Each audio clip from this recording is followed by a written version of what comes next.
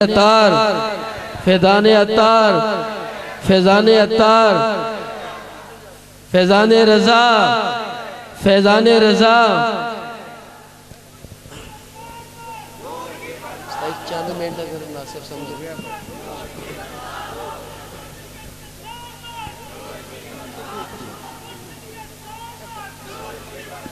ایک منٹ استاد بڑے مولانا علامہ قاری خالد السلام علیکم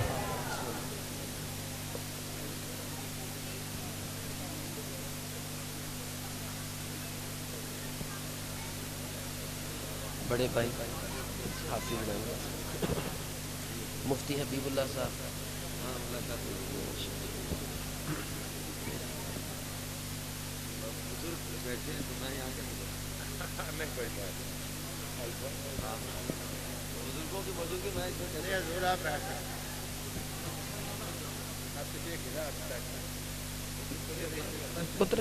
بہتا پیچھے نہیں تھوڑا سا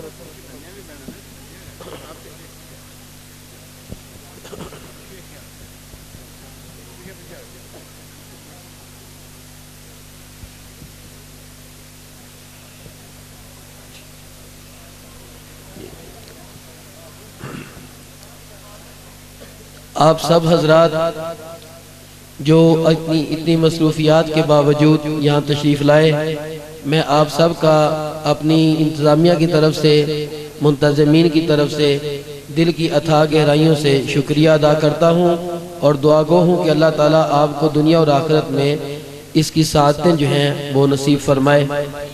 تو قبلہ حاجی صاحب کے بیان کے بعد وہ جو ثنا خان سائیوال سے تشریف لائے ہیں، میری آپ سے درخواست ہے کہ وہ لیٹ ہو گئے ہیں، ہو سکتا ہے راستے میں کوئی رکاوٹ کوئی پریشانی ہوئی ہو، تو وہ بھی تشریف لا چکے ہیں الحمدللہ۔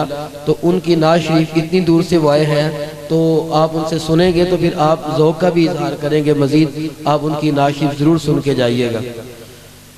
اب بغیر کسی تاخیر اور تمہید کے آپ بیٹھ جائیں بھائی، اب قبلہ صاحب کا بیان ہونے لگا ہے، آپ پوری توجہ سے بیان سماعت فرمائیے گا۔ انشاءاللہ وہ یہیں پہ تشریف لائیں گے اور انشاءاللہ ان سے ہم نعتیں سنیں گے انشاءاللہ۔ نعرہ تکبیر، نعرہ رسالت۔ جتنا ماشاءاللہ یہ عوام کا سمندر ٹھاٹھے مارتا ہوا، اتنے ذوق اور شوق سے آواز نہیں مجھے آئی۔ اللہ تعالیٰ کا نام لینا جوش سے اور محبت سے لیں، تاکہ اللہ کے نام کی برکتوں سے یہ ملک کے اوپر اس وقت جو دہشت گردی کی نوستیں ہیں وہ دور ہو جائیں، ختم ہو جائیں۔ نعرہ تکبیر، نعرہ تکبیر، نعرہ رسالت، نعرہ رسالت۔ جشن عید میلاد النبی، جشن عید میلاد النبی، فیضان عطار، فیضان رضا۔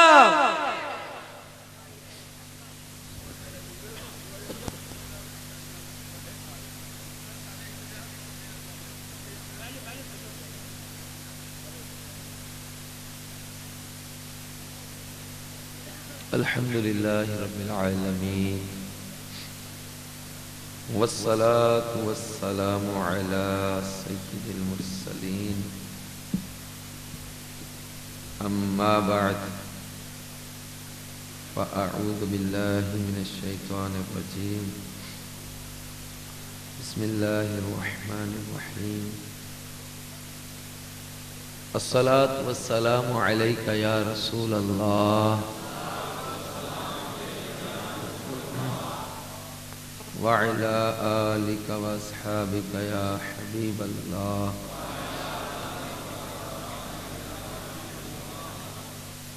الصلاة والسلام عليك يا نبي الله،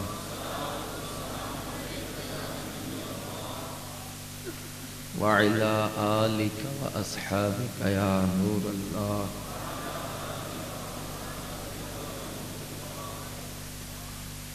نویت سنت الاعتکاف۔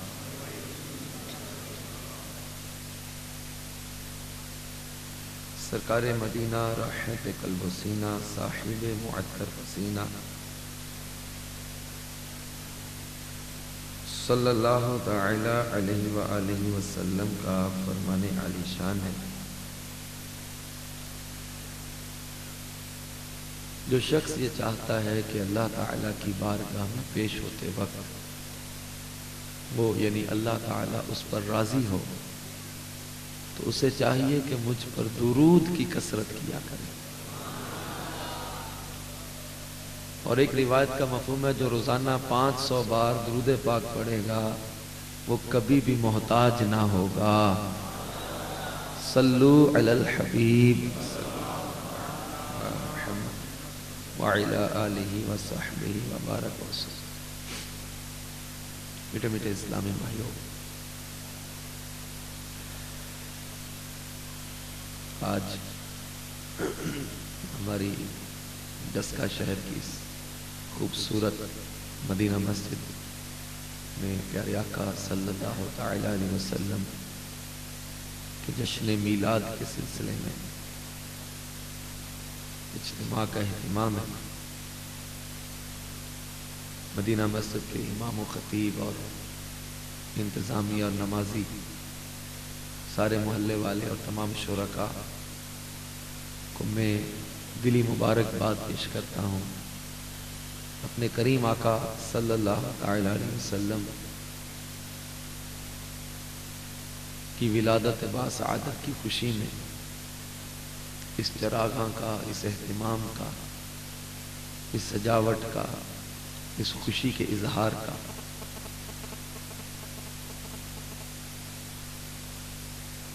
یقیناً پیارے آقا صلی اللہ تعالی علیہ وسلم کی ولادت کی خوشی میں اہتمام کرنے والے، خوشی کا اظہار کرنے والے دو جہاں کی سعادتوں کو پا لیتے ہیں.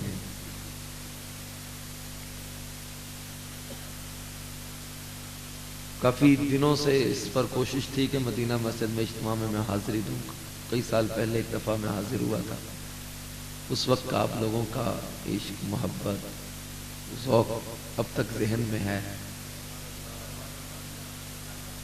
اس دن بھی میں دن میں میرا خیال 4 مقامات پہ بیان کر کے آیا تھا، لیکن اس وقت سمجھے شاید اتنا بڑھاپا آنا شروع نہیں ہوا تھا. اب تک گلے سے آپ محسوس کر رہے ہوں گے. اور اس حالت میں مجھے ڈاکٹر نے منع کیا تھا کہ آپ کو پرہیز کرنا ہے. کل میرے مدنی چینل پہ 2 بیانات کی ریکارڈنگ ہے.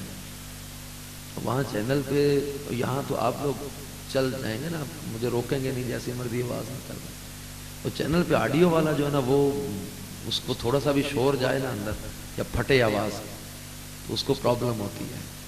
اور چینل کی ریکارڈنگ میں آزمائش ہو جاتی ہے، چلا بیٹھ جائے تو بڑی مشکل بن جاتی ہے. لیکن اس کے باوجود وعدہ کیا ہوا تھا، کمیٹڈ تھے تو آنا تھا. برکف آئیے اپنے آقا صلی اللہ تعالی علیہ وسلم کے بارے میں ہمارے رب کریم جل جلالہ کے کچھ ارشادات پر غور و فکر کرتے ہیں کہ ہم سرکار صلی اللہ تعالی علیہ وسلم سے محبت کیوں کرتے ہیں. اللہ تبارک و تعالی نے سورۃ الفتح کی آیت نمبر 8 اور 9 میں ارشاد فرمایا، اِنَّا أَرْسَلْنَاكَ شَاهِدًا وَمُبَشِّرًا وَنَذِيرًا لِتُؤْمِنُوا بِاللَّهِ وَرَسُولِهِ وَتُعَزِّرُوهُ وَتُوَقِّرُوهُ وَتُسَبِّحُوهُ بُكْرَةً وَأَصِيلًا.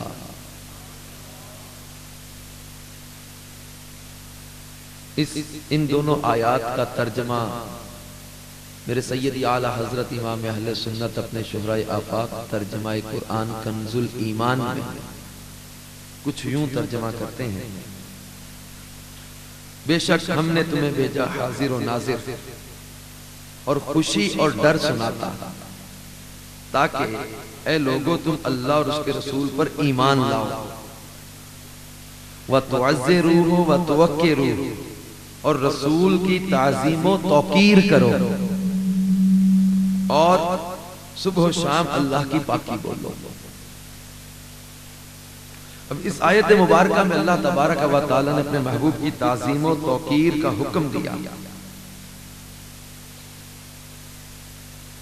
اس کے تحت تفسیر نور العرفان میں ہے اس سے معلوم ہوا کہ ہر تعظیم جو خلاف شرع نہ ہو حضور صلی اللہ علیہ وسلم کی جائے گی. یہ اللہ تعالیٰ نے حکماً فرمایا نا وَتُعَزِّرُوهُ وَتُوَقِّرُوهُ، اور رسول کی تعظیم و توقیر کرو. اس آیت کے تحت تُعَزِّرُوهُ وَتُوَقِّرُوهُ کے تحت لکھا ہے تفسیر میں کہ اس سے معلوم ہوا ہر وہ تعظیم جو خلاف شرع نہ ہو حضور صلی اللہ علیہ وسلم کی جائے، یعنی انہیں اللہ یا اللہ کا مثل نہ کہو، باقی جو احترام کے الفاظ ملے وہ عرض کرو. انہیں سجدہ سر نہ کرو، باقی ہر قسم کی تعظیم کرو. یہاں توقیر میں کوئی قید نہیں، توقیر میں کوئی قید نہیں. امام مالک رضی اللہ تعالیٰ عنہ مدینہ منورہ کی زمین میں کبھی گھوڑے وغیرہ پر سوار نہ ہوئے. حکم دیا رسول کی تعظیم و توقیر کا. امام مالک رسول پاک سے نسبت جس شہر کو ہو گئی اس شہر میں بھی کبھی سواری پر سوار ہو کر نہ گزرے. کس لیے؟ مصطفیٰ جان رحمت صلی اللہ علیہ وسلم کی تعظیم کے لیے. امام بخاری رضی اللہ تعالیٰ عنہ نے صحیح بخاری شریف میں ایک حدیث پاک نقل کیا. مختلف محدثین نے اس حدیث کو نقل کیا جس کا خلاصہ اور مفہوم یہ ہے. حدیبیہ کے مقام پر پیارے آقا صلی اللہ تعالیٰ علیہ وسلم صحابہ کرام کے ساتھ تشریف فرمائے. کفار نے مکے میں داخلے سے روک دیا. عروہ بن مسعود ثقفی اس کو حالات کا جائزہ لینے کے لیے بھیجا. وہ اپنے دور کا بہت ہی زیادہ ذہین شخص سمجھا جاتا تھا. بادشاہوں کے پاس بطور سفیر مکے کے لوگ کسی کو بھیجا کرتے تھے. گفتگو کا ماہر تھا، جس کو آج کے دور میں ہم ٹیبل ٹاک کا کہتے ہیں نا، ماہر. گفتگو کا ماہر تھا، بڑا زیرک تھا، بڑی دور کی نظر رکھنے والا تھا. دور کی نظر سے مراد حالات کا جائزہ لے کر پرکھ لیتا تھا کہ اگلے بندے کے ایکسپریشن کیا ہیں، یہ کیا چاہ رہے ہیں. تو انہوں نے بھیجا جا کر دیکھو کہ یہ لوگ مکے پر قبضہ کرنے تو نہیں آئے.